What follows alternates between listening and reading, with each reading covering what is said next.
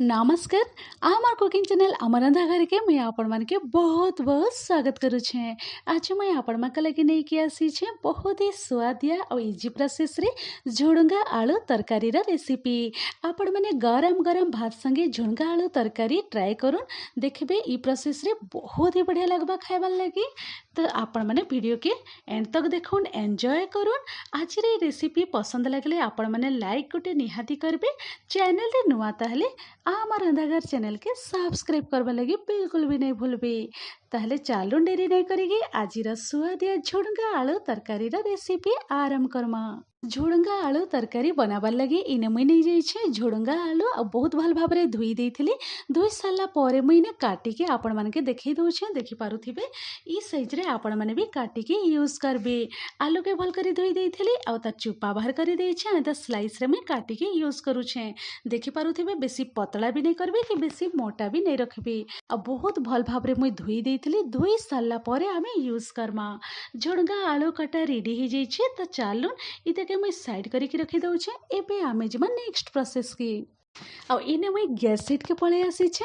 Flame on करिकी मुई medium flame रे रखी दी छे। कढ़ाई गरम हेबा लगी रखी देइथिली।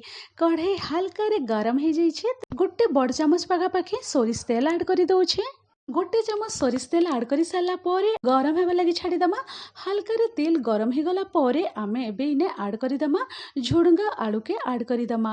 तो चालू इने सबो कटा झुडुंगा आलू के ऐड करी दउछे। ऐड करी सारा परे आमे मीडियम फ्लेम रे रखिकी 2 ରୁ 3 मिनिट पाखापाखि आमे भाजीदमा। आपण माने भी एंता झुडुंगा आलू के तरकारी करबार आगुरे टिके एंता भाजी के यूज करबे ताहले तार स्वाद बढ़ी जिबा। तो देखि पारुथिबे 2 ରୁ 3 मिनिट पाखापाखि हो जाइछे। मीडियम फ्लेम रे रखिके मुई भाजी देइछे आउ हल्का रे भाजी हो जाइछे। तो चालून एबे आमे फ्लेम के ऑफ करीदमा और सब झुडुंगा आलू के आमे गोटे प्लेट के ट्रांसफर करीदमा। सब झुडुंगा आलू के मैं बाहर करके साइड करके रखी देइछे। से सेम कढ़ाई रे आमे ऐड करीदमा एबे आ गोटे चामच पाखापाखि तेल के आमे हल्का रे गरम हेबा लगी छाड़ीदमा। तेल जिते बेले हल्का रे गरम हे जिबा सेते बेले आमे ऐड करीदमा इने गोटे छोट चामच पाखापाखि पंच फुटन ऐड करीदमा। पंच फुटन भल करी फुटी आसला परे इने मुई ऐड करी दउछे अदा और रसुण के मुई एंता टिके कुटी के यूज करूछे। एंता आपण माने अदा रसुण के टिके छेची के एंता टिके कुटी के आपण माने ऐड करू आ आमे किछि सेकंड एंदा भाजी दमा। किछि सेकंड भाजी ही साला परे एबे मुई ई पॉइंट रे ऐड करी दउछे कटा पियाज और कटा लंका पियाज के आमे ऐड करी साला परे आमे गोटे रो 2 मिनिट पाखापाखि लो फ्लेम रे आमे भाजी दमा।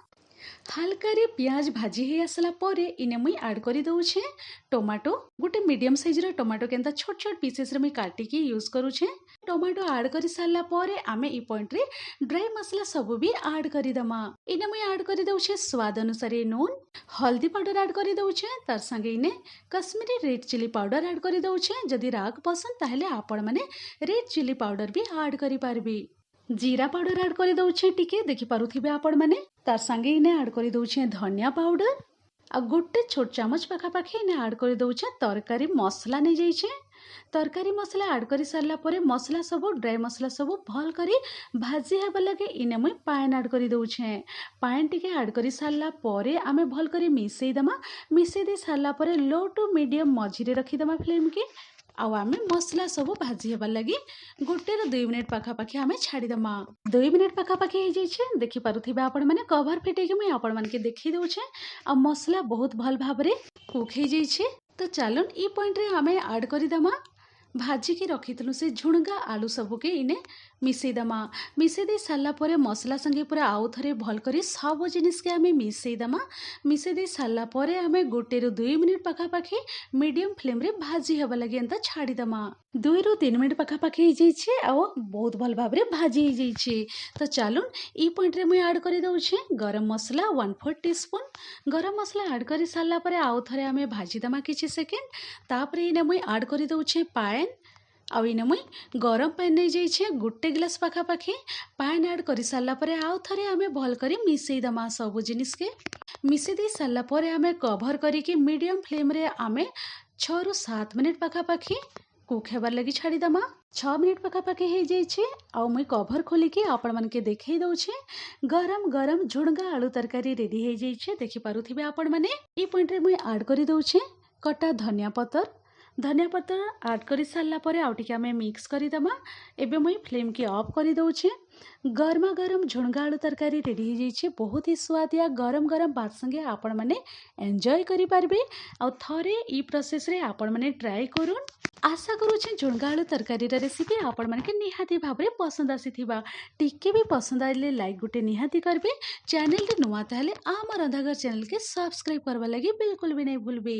तो चलो मुई रोचे फिर एंता इजी टेस्टी स्वादिया रेसिपी ने कि आपण मानकर संगे फिर थरे मुई भेट पड़मी। Thanks for watching. Bye bye, take care.